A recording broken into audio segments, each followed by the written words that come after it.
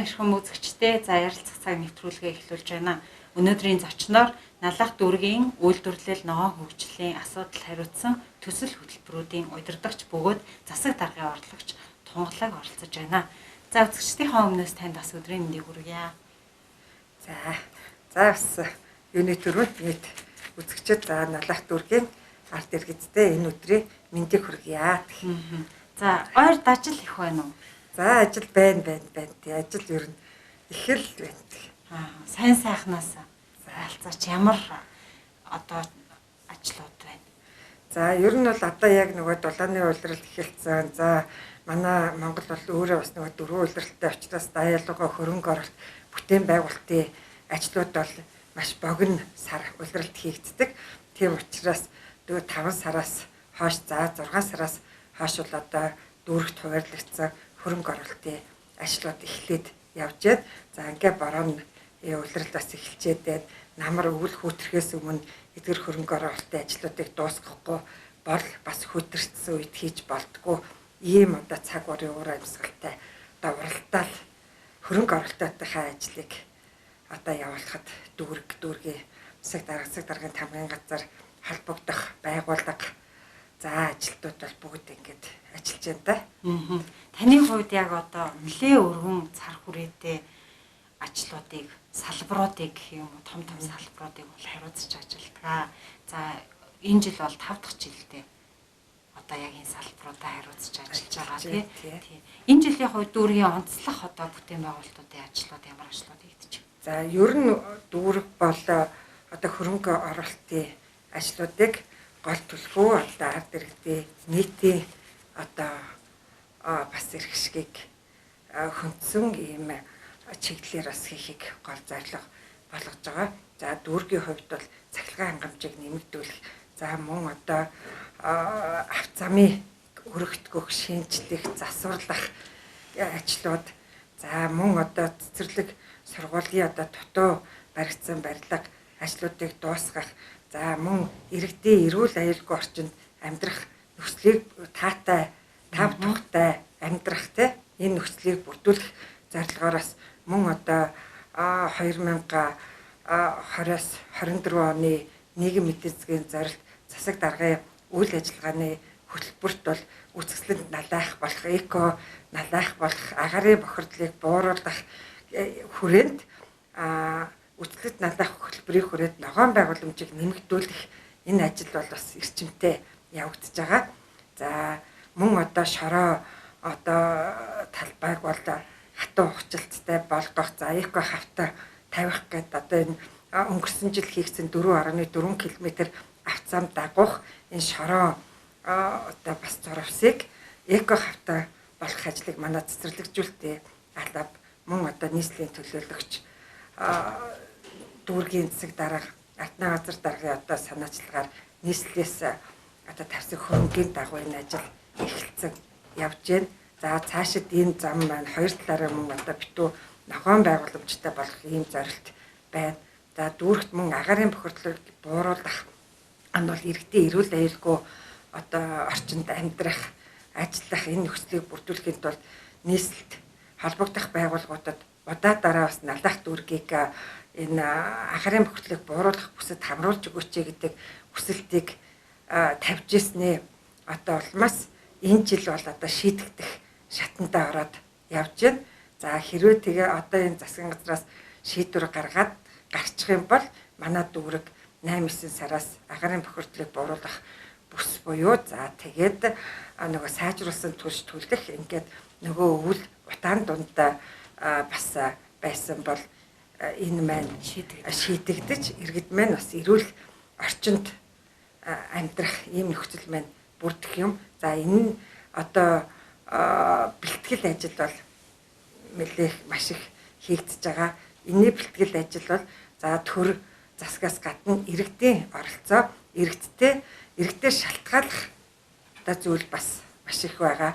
Иргэд маань өөрсдөө нөгөө зуухны битүүмжлэл, бүрэн бүтэн байдал, за тэгээд одоо өөрсдийнхээ аюулгүй байдал, за мөн одоо нөгөө байр гэр гэдэг юм бол байр гэрийнхээ нөгөө дулаан алдалтыг багасгах гэдэргээд маш олон яг иргэдээ шалтгаалаад иргэдтэйгээ хамтарч их юм ажлууд их байгаа. Тэгээ энэ ажил эхэлж гэн бол мэрэгжлийн байгууллагуудтай цуг иргэдтэйгээ цуг эрхжил бас утаанаасаа салах юм ажлыг бол эхлүүлэхээр дүүрэг бас бэлтгэл ажил хангагдаад холбогдох байгууллагуудад уламжлаад шийдвэрийг гаргуулах шатанд нь хүргээд ингээ явж байгаа да.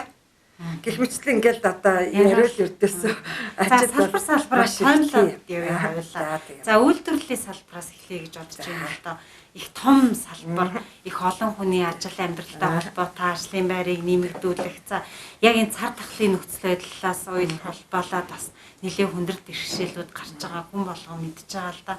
Тэгэхээр үйлдвэрчлэлийн салбар ажлын байрыг нэмэгдүүлэх, үйлдвэрчлэлийг дэмжих чиглэлээр бас төлөвлөсөн зарсан хэрэгжүүлсэн ажлаасаа. Ер нь бол манай одоо яг 4 жилийн төлөвлөлтөнд бол үйлдвэрлэлтийг дэмжих, нэмэгдүүлэх, за тэн дээр ажлын байрыг бий болгож дүүргийн ажилгүй иргэдийг бас ажилтай болгох юм том бодлогын зорилт бол байгаа. 24 он хүртэлх 4 жилийн хугацаанд. За энэ жилийн хувьд бол бас энэ одоо нөгөө хилж ирэхгүй хийсж ирдэг гэж хэлдэг өвчин те. Энтэй холбогдолтойгоор бол ер нь бас хэд хэдэн салбар дээр одоо маш их нөлөөлж байгаа.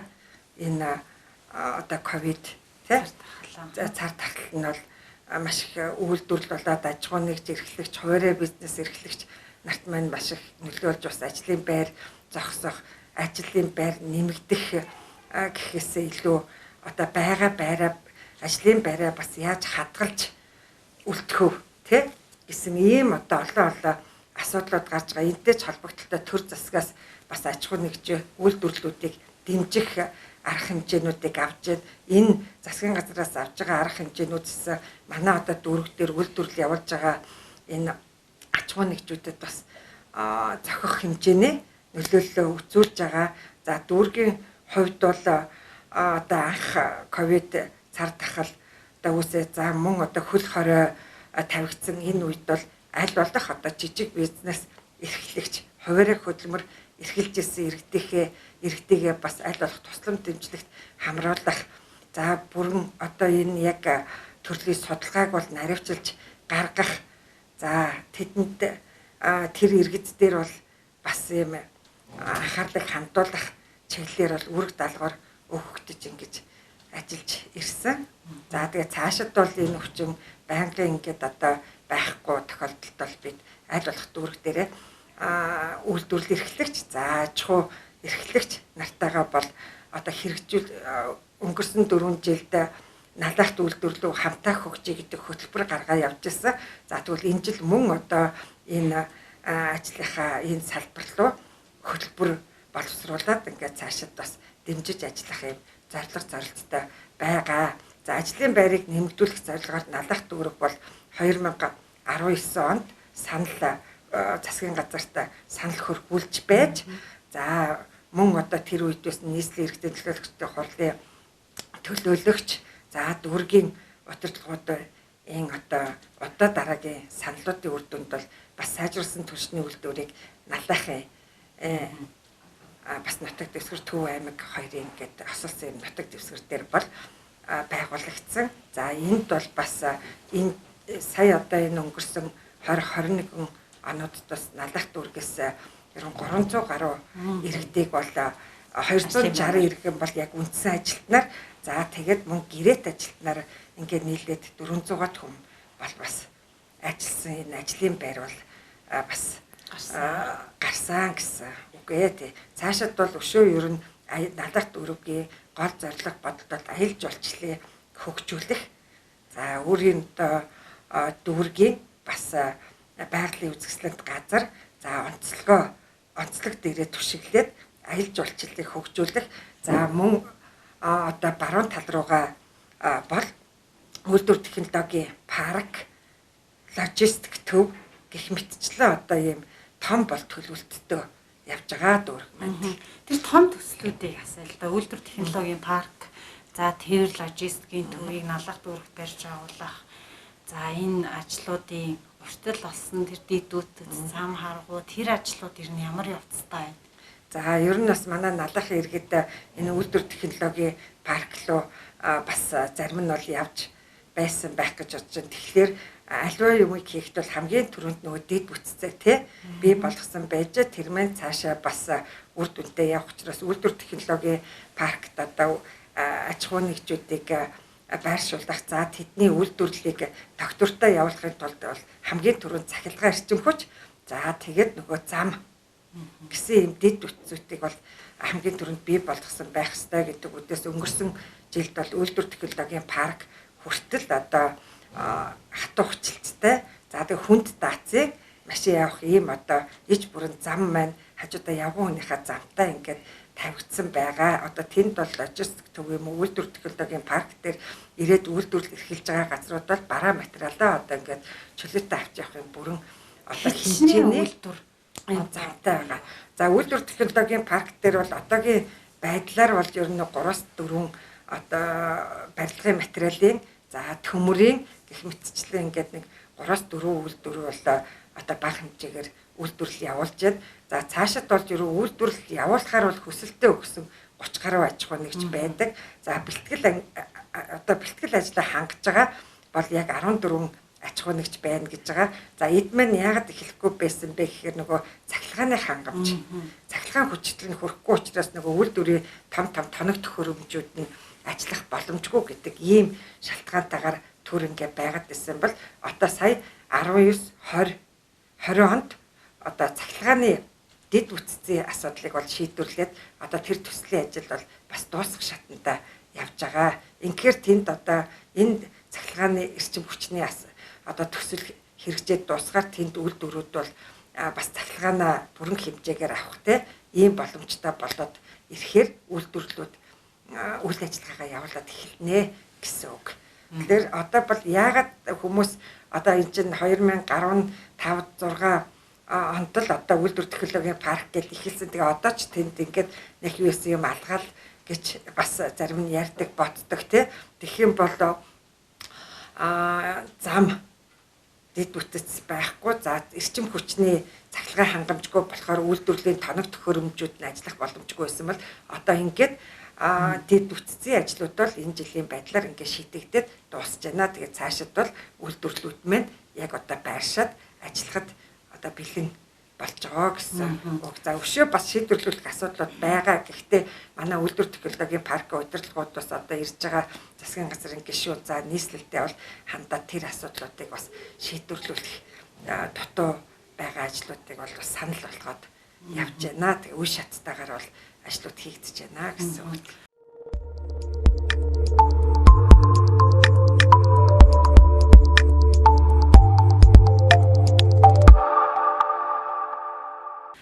Тав дээрийн ярилцах хугацаа бас нэлийн онхон хугацаа байгаа. Гэхдээ таны хариуцсан салбар өөрөө их олон цар хүрээтэй учраас товчхон асуугаад ирээ гэж бодож байна. Уул уурхайн салбар. За таны мэдхийн уул уурхайн салбар яг нөгөө одоо бичээл уул уурхай эрхлэгчид байж байгаа засгийн газрын тогтоолын дагуу түүхийн нүүрс Улаанбаатар руу орхоо болсноос хойш уурхайчдын асуудал бас нэлийн хүнд болж эхэлсэн. Тэгэхээр уурхайчдын одоо уурхаад ажиллаж исэн эдгээр иргэдийг цаашаад өөр ажлын байр руу хангах чиглүүлэх тий энэ чиглэлээр мөн уурхаа нөхөн сэргээл гих мэтчтлэн уурхаатай холбоотой асуудал.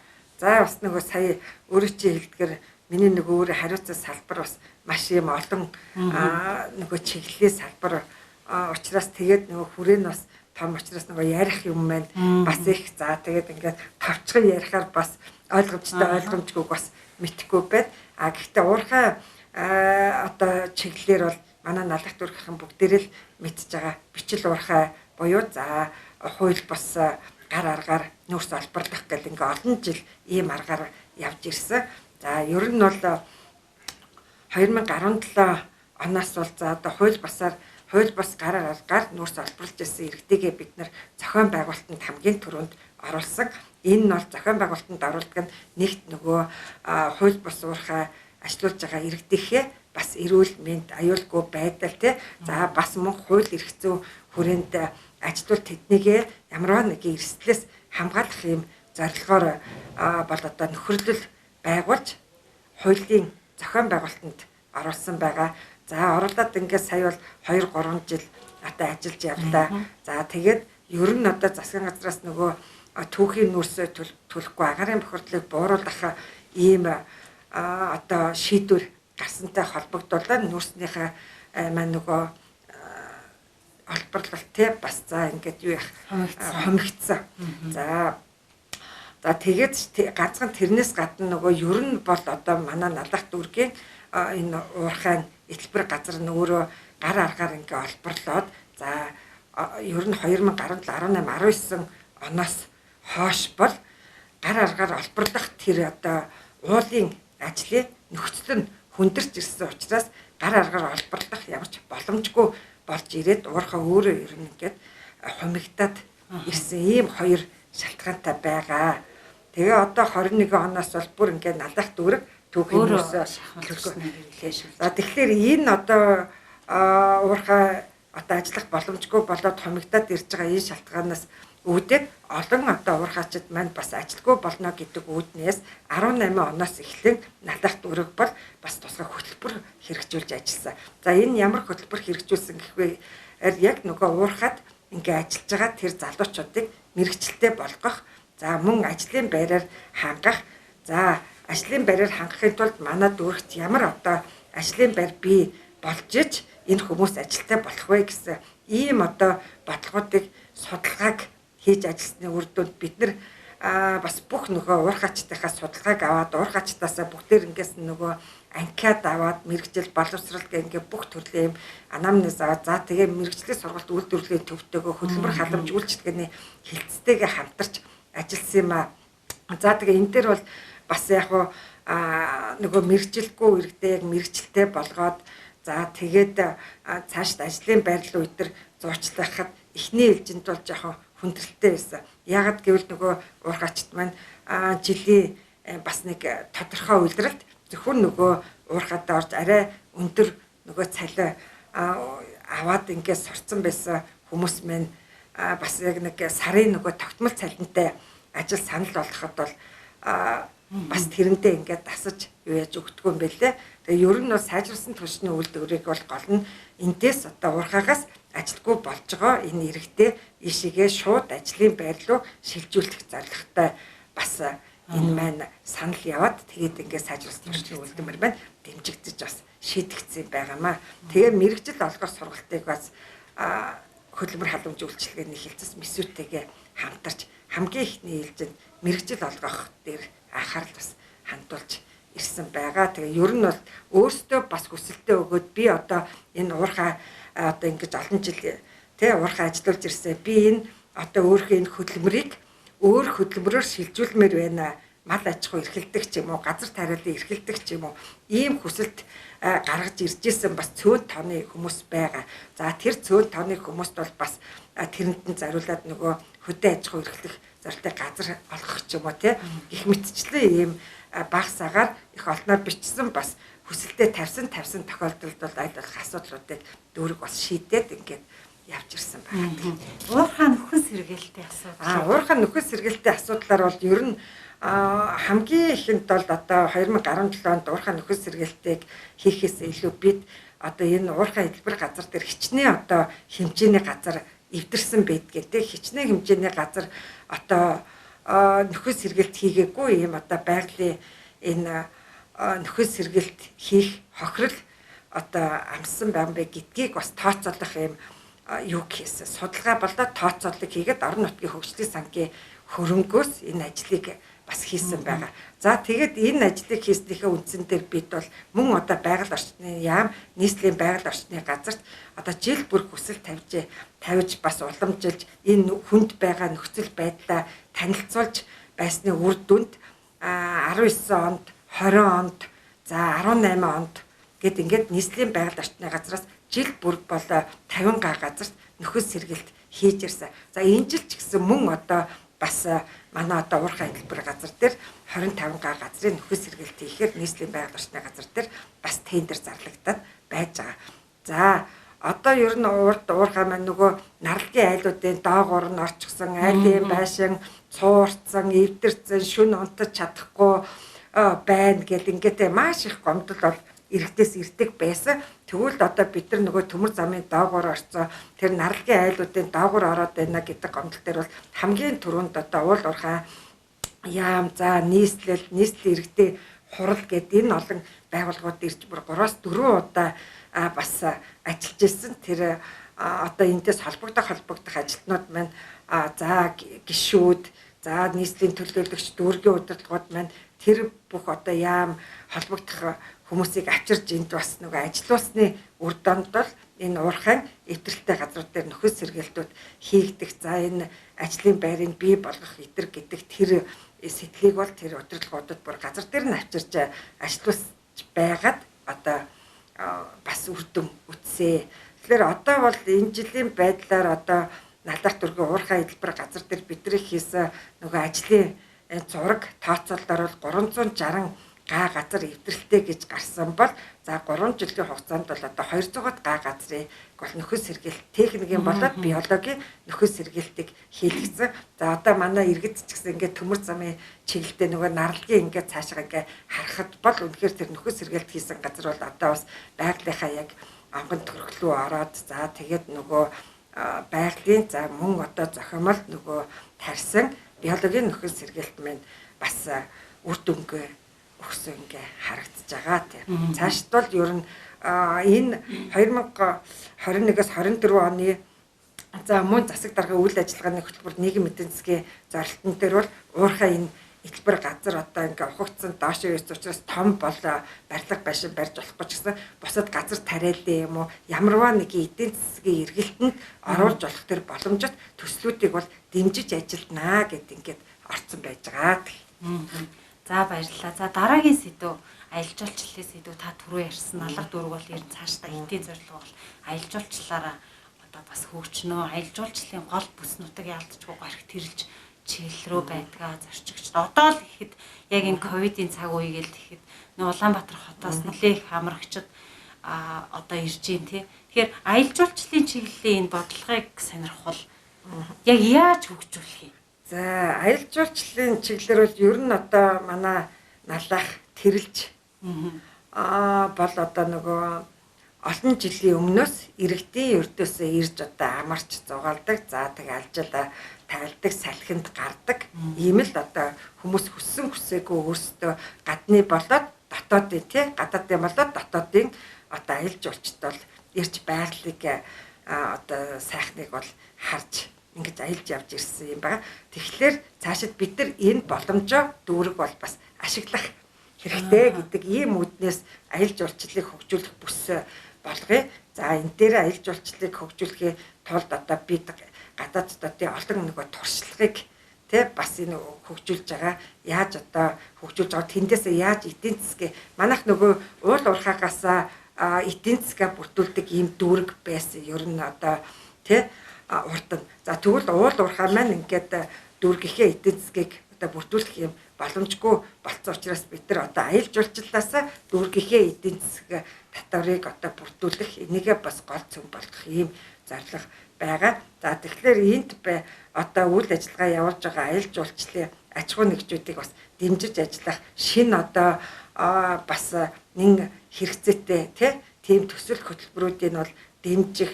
За мөн одоо Налах дүүргийн маань 6 дугаар хорооны иргэд нөгөө морь унуулах, тэмээ унуулах гэдэг олон одоо жижиг бас хөтөлбөрүүдийг эрхэлдэг. Энийг нь бид бас ямар хэлбэртэй оруулах уу гэдгийг одоо судлах, тэрийг бас дэмжих. Энэ өөрөө л энэ тэр бас л мөн байгалаас гадна энэ аялал жуулчдыг татах бас нэг юу болж байгаа учраас энийг энд болохоор боловсронгуй болгох. За тэгээд одоо зүгээр ингээд нөгөө өөрсдөө гэр бүлээрээ гараад ингээд сууч хаа хамаагүй дуртай газараа ингээд суугаад хог тариал за мөн одоо байгаль бохирдуулаад ингээд байгаа энэ байдлыг бид нар нөгөө тусгай хамгаалтын газартайгаа нийлж чад ийм нэг отог 6 дугаар хорооны хэмжээнд бол ийм 3 отог гэдэг ийм бас хэлбэрээр зохион байгуулад ажлын байр тэр 6 дугаар хорооны иргэдийг бас ажлын байр энэ бий болгоод тэнд ирж зугаалж байгаа иргэдэд бас хяналттай дээр нөгөө машин тавьдаг газар нэг ч юм уу хүмүүсийн яг нөгөө цай хоолой хийж иддэг газар нэгэд ингээд бас ажлын зураг хийлгээ цаашид төлөвлөлттэйгээр зохион байгуулалттайгаар явах бас ийм зорилготой байгаа. Тэгээ энийг бас бид нар журам дүрм одоо гаргаад журам дүрмээрээ бол эдийн засгаа бүрдүүлэх бас ийм хэлбэр рүү хуулийн хүрээнд оруулах зэрэг бодлогод бас байна. За одоо манай ийш одоо аялал жуулчлалын баазууд маань урд нь нэг зүгээр нэг хитэн гэр бариад тэ ингэдэг байсан бол одоо иргэдийн тав тухтай одоо аялах зугаалах тэр нөхцөлийг бас бүрдүүлэх тэр зөвлөмж зөвлөгөө сургалтыг бол манай одоо бас аялал жуулчлалын газраас маш их хийдэг болсон байгаа. Мэргэшүүлэх энэ яг үйлчлэгээ үзүүлж байгаа хүмүүсийг бас мэргэжүүлэх гэтэр гэсэн ийм одоо нөгөө үйлчлэгээний чанарыг сайжруулж гадааддаа тий аялал жуулчлалт байна. Ирэх нь тоон бас нэмэгдэн гэдэг үүднээс тэгээ чанар энэ сайжруулах гэдэргээд бас олон төрлийн өөрсдийн бас мөнгөгүйгээр хийж болох боломжит тэр ажлуудыг хүртэл хийж байна. Аялал жуулчлал дээр нэмж асуухад өмнө нөгөө нэг одоо аялал жуулчлалын үйл ажиллагаа явуулдаг газрууд зөвшөөрлөө яамаас ч юм уу холбогдох дээд шатны байгууллагаас одоо авчаад дүүрэгтэйгээ яг нэг юм хамтрах чиглэлээр нэг жоохон хойрог байдаг юм шиг өмнөх жилүүдэд бол анзаардаг байсан л та. Тэгэхээр энэ аж ахуйн нэгжүүд аялал жуулчлалын чиглэлийн үйл ажиллагаа явуулж байгаа иргэн байгууллагуудын дүүрэгтэйгээ хамтрах эргээд харилцаа холбоотой байх нийгмийн хариуцлагын хүрээдч гэдэг юм уу бас гэрээ энтер хийгддэг тийм зүйл байдгүй. Ер нь манайх яг ингээл нөгөө байгаль орчны яамнаас нөгөө тусгай хамгаалалтаа газрыг мэддэг учраас тэндээс нөгөө газрынхаа зөвшөөрлийг авчдаг. За газрынхаа гэрээг болохоор тийшээ ичдэг.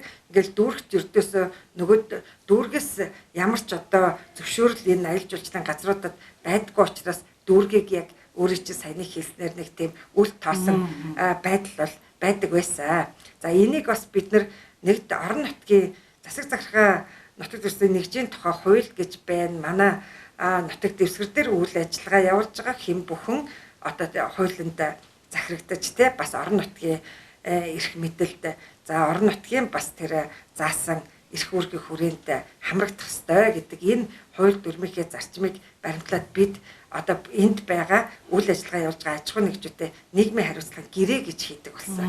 17 оноос нийгмийн хариуцлагын гэрээ гэж хийдэг болоо.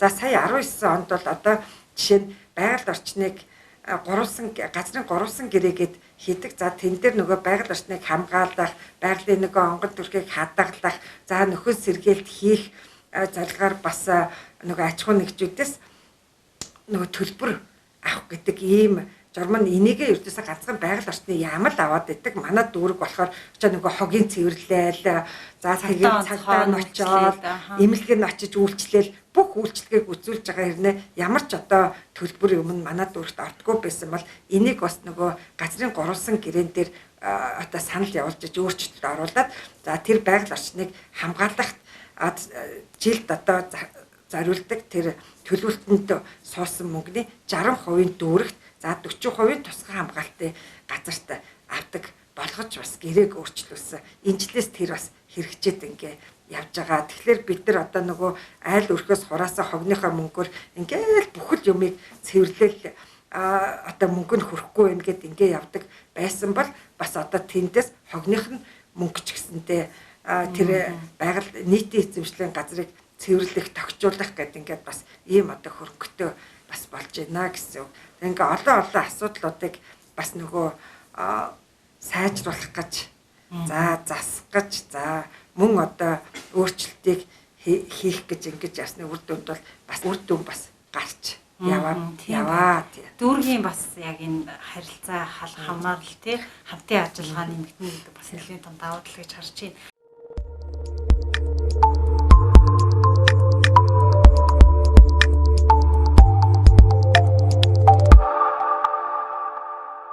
За дараагийн нэг том одоо таны хариуцсан салбар бол яалчгүй ногоон байгууламж зэрлэгжүүлэлтийн асуудал байгаа. За ногоон байгууламж дээр бол манай наалгачууд нэлээд сайн мэднэ. Сүүлийн жилүүдэд бүр хэрэг сайжирч байгаа. Орон нутгийн хөгжлийг сангарч бас энэ ногоон байгууламжууд нэлээд анхаарсан энэ зүйлүүд байгаа. За яг энэ жилийн тухайд. За энэ жилийн тухайд бол би нөгөө түрүүн хэлжсэн мөн л одоо 4 жилийн засаг даргын үйл ажиллагааны хөтөлбөртөө бид нар урд жилүүдэд нь бол нөгөө эко налах тийм хөтөлбөрийг 4 жил хэрэгжүүлсэн гэж. Тэгвэл одоо бүр тэрийгэ үзэсгэлэнт налах гэдэг ийм хөтөлбөр болгоод тэгээ үзэсгэлэнт налах гэдэг энэ хөтөлбөр дотроо саяны нөгөө хэлээд байгаа аялал жуулчлал тийм аялал жуулчлалыг хөгжүүлэх. За тэгээд ингээд дүүргийнхаа нөгөө өнгө үзэмж за эко байгууламжийг нэмэгдүүлэх айл өрх бүрийг одоо бас ногоон байгууламжтай болгох, иргэн бүрийг эко боловсрол олгох гэдэг ингээ энэ хөтөлбөр дотор маань маш олон ийм одоо бодлогууд явж байгаа л да. За энэтэй холбогдуулаад энэ жил бол ногоон байгууламжийг нэмэгдүүлэх чиглэлээр бас нийслэлийн иргэдийн хорлын төлөөлөгч одоо шийдвэрсэн 400 сая төгрөгөөр бол одоо энэ 4.4 км зам за одоо бусад энэ байршлууд дээр бол одоо бичээл цэцэрлэг за мод ногоон байгууламжийг нэмэгдүүлэх ажлууд бол хийж байгаа. За одоо нэг сарын дараа бол налах дүүрэг маань нөгөө цэцэг ногоо зүлгэх нь бас нэмэгдээд ингээд хамгийн гол нь бид нар нөгөө энэ мод ногоон байгууламжаа нэмэгдүүлээд байна гэдэг нь иргэдийнхээ нөгөө эрүүл аюулгүй за цэвэр агаар хүчил төрөгч бас амьсгалах энэ орчныг бол боломжийг бас бүрдүүлж байгаамаа. За ногоон байгууламж бол нэмэгдээд байгааг иргэд маань харж байгаа. За нэмэгдүүлж байгаа ногоон байгууламжаа бас яаж арчилж түүнийг те яг одоо үр дүнтэй болгох вэ гэдэг тал дээр манай цэцэрлэгжүүлэлтийн алба за цэцэрлэгжүүлэлтийн албаны ажилтнууд маань ямар хичээл зүтгэлтэй ажиллаж байгааг бас манай иргэд харж байгаа тий ургаж байгаа одоо мод тарьж байгаа цэцэг за ингээд дүүргийн ногоон байгууламжийн зөвлөг юу нэмэгдэж байгаа. За энэ дээр дүүргийн зүгээс бол аль болох энэ байгууллагыг бас нөгөө хөрөнгө эдийн засгаар нь бас дэмжих ажил хийх нөхцөл боломжийг бүрдүүлэх чиглэлээр ингэж бас дэмжиж ажилласнаар усны машин за гүний худаг за тэгээд тоног төхөөрөмж гэдэг ингээ ажиллах нөхцөлийг бас энд өнгөрсөн 4 жилд бол хөрөнгө шийдэж өгч бас нэлээ сайжруулсан байгаа. Цэцэрлэгт хүрээлэнгийнхээ моднууд маань 40% ургалттай байсныг одоо энэ 2021 оны байдлаар бол одоо 98% одоо амьдралттай тий ургалттай болсон. Гэх мэтчлээ ингээ мод нь өөрөө нөгөө үр дүн нь 1 жилийн дотор харагддаггүй. Бас нэг дор хаяж 3 жилийн дараа ингээ үр дүн харагддаг ийм одоо юу байдгаа ажил байдгаа.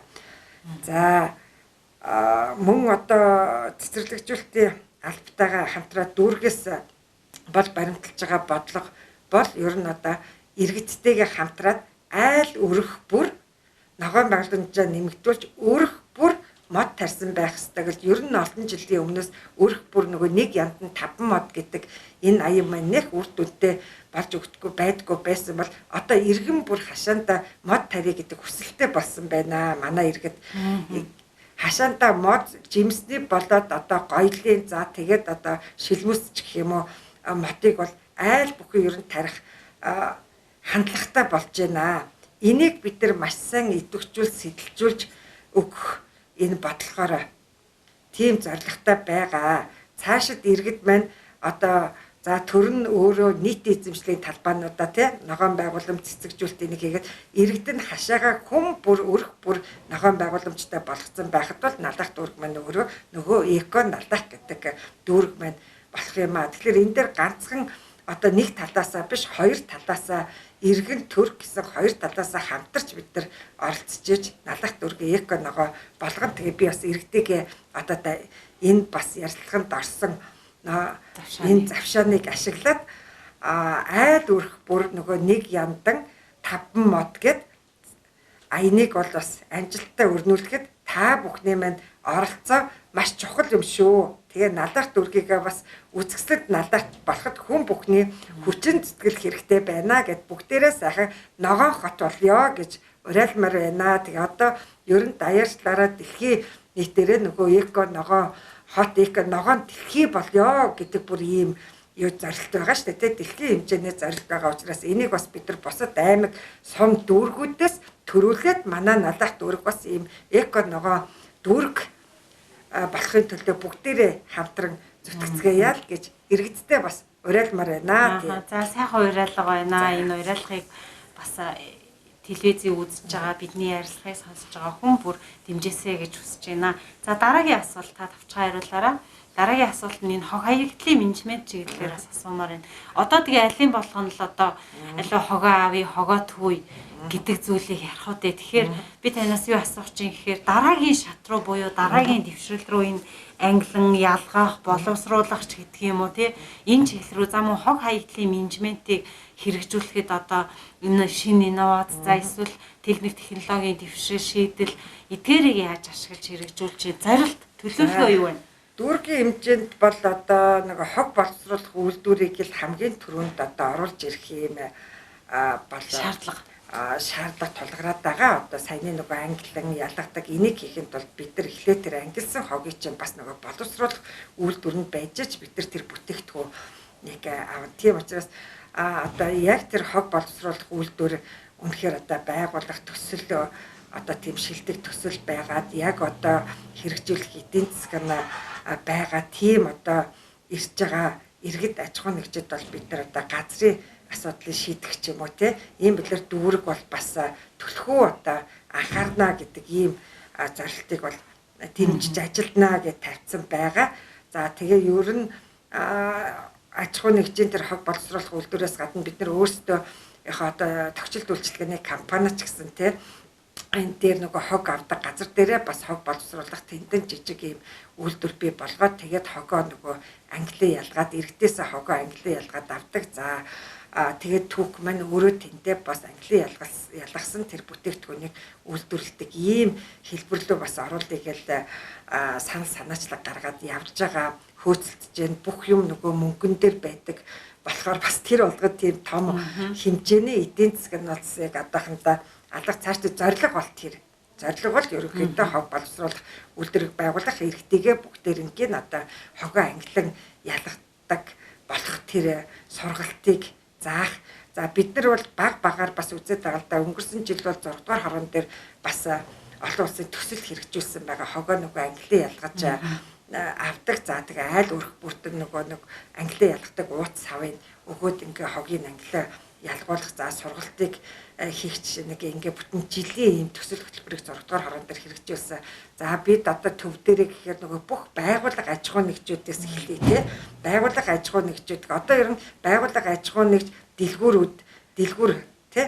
За бусад энэ аж ахуй нэгжүүдэд ингээд англиа ялах савгүй тийм одоо аж ахуй нэгж байгууллага бол байхгүй.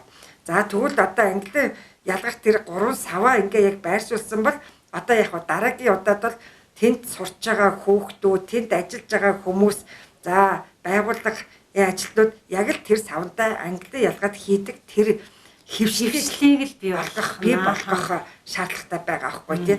Тэгэхээр ингээд нөгөө нэг сураагүй юм гэдэг чинь гинт цол идэл шууд хийч хүмүүс чинь тэрэнд ингээ хэвшил болчдгүй юм байна. Тэгэхээр ингээд одоо бол огт сав байдгүй байсан бол одоо хүн бүхнийг хаал явна уу харахт нь имлэгээр ингээ орсон ч байсан хаач явахтаа ямар ч байсан 3 янзын ангилдаг сав байгаад байна тий. За байнгын юм савтай байдаг болгож байна бүх энэ юунадаг. За тэгвэл одоо хүмүүсийгээ бид нар мөн одоо сургалтыг явуулаад за нөгөө сэтэлжүүлэлтийг хийгээд тэр 3 савнд явжсал яг л англиад ялгаад хийчихдэг ийм л хэмжээд. За цаашид бол нийтийнхээ эзэмшлийн талбай дээр хүртэл нөгөө хогийнхоо 3 яг л ангилдаг сав байгаадгаар хүн нөгөө байнгын хараад байнгын ингээд дахиад бас дадал хөвшил болно тий. Гэх мэтчлэн нөгөө хөвшээгүй юмыг хөвшил болгоход бол бас их одоо цаг бас юу зарддаг юм байна гэдгийг бол харж байна. Тэгээд цаашид бол иргэд мэж олон газар бас энэ туршлагуудыг хэрэгжүүлж байгаа учраас өөрсдөө явж байгаа газруудаас ч гэсэн бас туршлага судлаад байгууллага аж ахуй нэгжүүдийг ч гэсэн за сөөхүүдийг бид нар хамгийн түрүүнд энийг одоо хөвшил болгоод сөөхүүдтэйгээ ажиллаж байна. Сөөхүүдээ одоо жишг ийм нэг туршлага нэвтрүүлгээгээ 5 дугаар хорооныхоо нөгөө сөөхтэр 5 дугаар хорооны цэцгээ дарахтай манай одоо хамгийн тэргүүний сууц өмчлөгчтэй холбоо байгаа. За нислэг сууц өмчлөгчтэй холбоо. За тэднийх маань одоо яг одоо тэр сөөх бол өртөөсөл иргэд нь бүр сурцсан байна лээ. Яг ингээд нөгөө хуванцар сав маавнууд ажиг тэрийн сөөх нь аваад бас тэр хуванцар саваа ядад тушаагаад сөөхийнхөө нөгөө ажилчдын угаалгын бодис ариун цэврийн хэрэглээ хүртэл авчдаг жишээ нь ингээд эхнээсээ сөөхүүд дээрээ бас хөвшил олгочвол олон иргэдэд амархан бас хүртэл болох болов гэж бодож байгаа. Бид нар ануу гэдэг энэ хотхны нөгөө сөөхөд бас ангилдаг тийм ээ 3 одоо төрлөөр ангилдаг савыг бас дайшуулаад тэндээс эхлэе гэл ингээ бас туршлагуудыг нэвтрүүлэх гээл ажиллаж байна. За малчтын асуудлыг бас танаас ярихгүй өнгөрч болохгүй байх гэж бодож байна. Алга дүүрэг бусад одоо нийслэлийн дүүргүүдийг бодвол харьцангуй бас малчин өрх, мал эрхэлдэг, мал аж ахуй эрхэлдэг өрхүүд бас харьцангуй олонтой дүүргээ, тэ захын дүүргүүд болохоор за малчтын яг энэ коронавигийн хүнд хэцүү цаг үед за энэ өөрч бас нэлийн хэцүү хөвөл болж өнгөрлөө. За малчтаа дэмжлэг, туслалцаа үзүүлэх, хамтарч ажиллах чиглэлээр хийж хэрэгжүүлсэн, зорьсон төлөвлөсөн ажлаасаа хуваалцуулж авчихсан.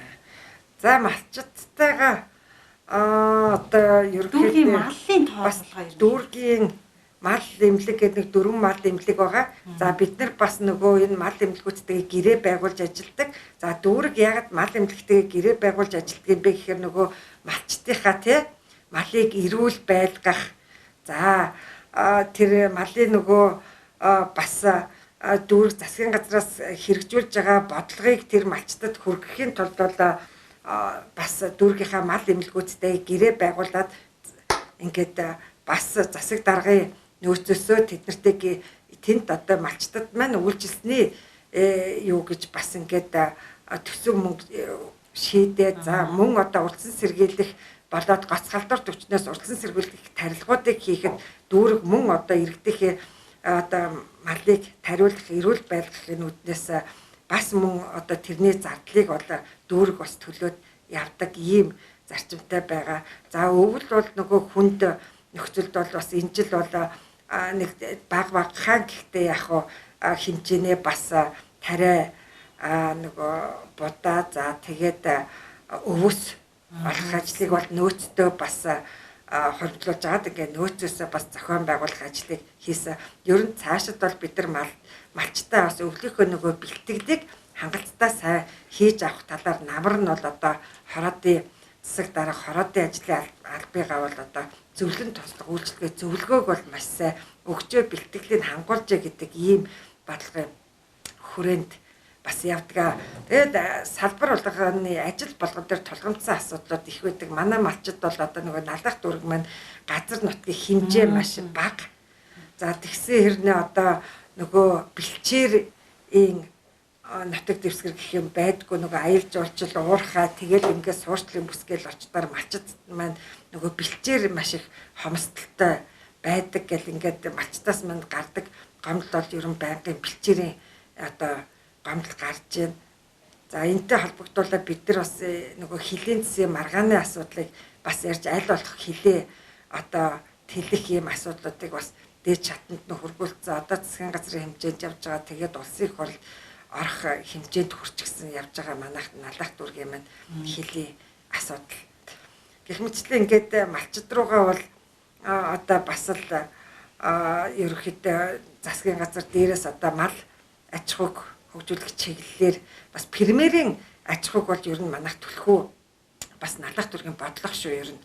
Бэлчээрийн гэхээс одоо нэгд бэлчээрийн хомсдолтой байгаа юм чинь тэгэхээр премьерийн аж ахуйг бол цаашид бас хөгжүүлэхийг дэмжнэ гэдэг ийм одоо зорилттой явж байгаа да. За дараагийн асуулт үйлчлэлтийн бэлтгэл ажлыг одооноос ярьж эхлэхгүй бол оройтон наадмын дараа намар гэж ярьдаг. Зөвхөн одоо малчид ч гэлтгүй ер нь дүүргийн хэмжээнд энэ албан байгууллагууд аж ахуйн нэгжүүд одоо наад зах нь л өнгөрсөн жил сургууль цэцэрлэгүүд маань бараг нэг 30% нь ажиллаад тэндээс хойш ажилласангүй тэгэхээр энэ айл өрхүүд аж ахуйн нэгж байгууллагуудын системийн угаалаа, дулааны асуудал, дулаалга гэх мэтчлэн асуудлууд бол нэлээд яригдах байх л да. Яг хуу та нөгөө ярилцлагынхаа ихэнд тэр шахмал төвчний чиглэлээр бас нэлээд мэдээлэл өгсөн учраас би тэрийг асуусангүй яг үйлчлэлтийн бэлтгэл ажлын төлөвлөгөөний хэрэгжилтийн талаар. Үйлчлэлтийн бэлтгэл ажлын хэрэгжилтийг бид нар 4 сард ер нь нөгөө тэ дараа одоо 21 он 22 оны үйлчлэлтийн бэлтгэл ажлыг комиск гарчдаг. За тэгээд 4 сараас хойш бол үйлчлэлийн бэлтгэл ажлыг одоо хангаад явж байна. За бүх сургууль цэцэрлэг гэдэг эмнэлэг гэдэг ингээд байгууллагуудаараа бол нөгөө саяны хилдэг инженерийн шугам сүлжээнүүдийн угаалга ариутгал энэ юмнуудыг бол хийхийг манай байгууллагууд бол ерөн хөвссөн учраас бас жигд явцдаг. За харин нөгөө манай налах дүүргийн маань энэ байгууллагууд болоод за орон сууцны барилгуудын маань инженерийн шугамсуулж нэлээх хуучирсан налах дүүрт. За сая өнгөрсөн жил бол ер нь бас хэд хэдэн газар маш том ийм технологи одоо эвдрэл үүд бол гарсан. За энийг бол бас цаг тухайдах үед нь манай мэргэжлийн байгууллагууд ямар ч ийсэн нэг одоо юу яагаад ирсэн. Засаад одоо мэргэжлийн хүрээнд бол бас нэг гад алдтахгүй ингээ яваад ирсэн. Энэ одоо өнгөрсөн жилд гарсан энэ инженерийн шугам сүлжээний доголдлуудын асуудлыг бол одоо мөн л одоо нөгөө нийслэлдээ л одоо тавиал за цэцэрлэг сургуулиудынхаа бас одоо дутагдaltaй үйлчлэлтийн бэлтгэл ажилд хүндрэл үүсгэх асуудлуудыг бүгдийг хөрөнгө шийдвүүлэх гэж бас л нийслэлдээ тавьчаал ингээ байж байна та. Тэгээд ямар ч гэсэн үйлчлэлтийн бэлтгэл ажлыг хүрээнд за дулааны станц маань угаалга юунуудаа бүх орон сууц байгууллага юунуудаар хийждэг. За чандман гэдэг энэ хоёр байгууллага дээр бол гол одоо үйлчлэлтийн бэлтгэл ажлууд байдаг. 5 дугаар хорон дээр бид одоо өнгөрсөн жил бас шинэ зуух тавьсан. За энэ зуухаа чадварлаа энэ жил одоо бас ашиглалтанд оруулах юм бол 5 дугаар хорооны маань зуухны хүчин чадлууд нэмэгдэн. За налах дүүрэг өөрөө дулааны станц нь маань хүчин чадлаас одоо бараг 40% одоо илүү ингээд нэг хүчин чадлаар ажиллаж байгаа гэж байгаа. Энэ нь бол өөрөө налах дүүргийн дулааны станцыг өргөтгөл хийх юм уу эсвэл заашгүй шинэ одоо дулааны станцтай болохгүй бол налах дүүрэг цаашид бол ерөн шинэ барилга барих за тийм дулааны техникийн нөхцөл өгөх ийм асуудлууд бол бүгд зогсчиход байгаа. За мөн одоо энэ жил дулааны станцын маань өргөтгөлийн ажлын зургийг бид хийж дуусгасан. За ажлын зургийг одоо нийслэлээс хөрөнгө шийдүүлж хийж дуусгасан байгаа. За тэгвэл одоо энэ ажлын зураг дээр тулгуурлаа бид бас л шатандаа одоо уламжлаад өргөтгөлийн ажлыг эхлүүлэх талаар одоо асуудлыг дээшээгээ маш одоо юутагаар хөндөд тавьж байна. За удахгүй одоо засгийн газраас ирэх бас төлөвлөлт бид нар хамгийн түрүүнд дулааны станцаараа оруулна гэдэг ингээд төлөвлөсөн байж байна. За тэгээд дулааны станцаараа оруулж дулааны станцгаа өргөтгөлийг хийлгээд авах юм бол налах дүүрэг бол цаашид өшөө барилга орон сууц нэмэгдэж өргөн одоо тэлэх ийм бас боломжтой болох юм аа. Тэгээ үйлчлэлтийн бэлтгэл ажил гэхээ хүрээнд түрүүн бас нөгөө сайжруулсан туршид гэр хорооллын айлууд зарсан байрны айлууд гэр хорооллын айлууд маань бас дээр нөгөө дулаан алдагдлыг л маш сайн багасгах юм бол бас нөгөө манай халаалт юунууд маань ер нь чигдэрсэн. За солих шугамуудыг бол бас зохих хэмжээгээр солиод ингээд явж байгаа.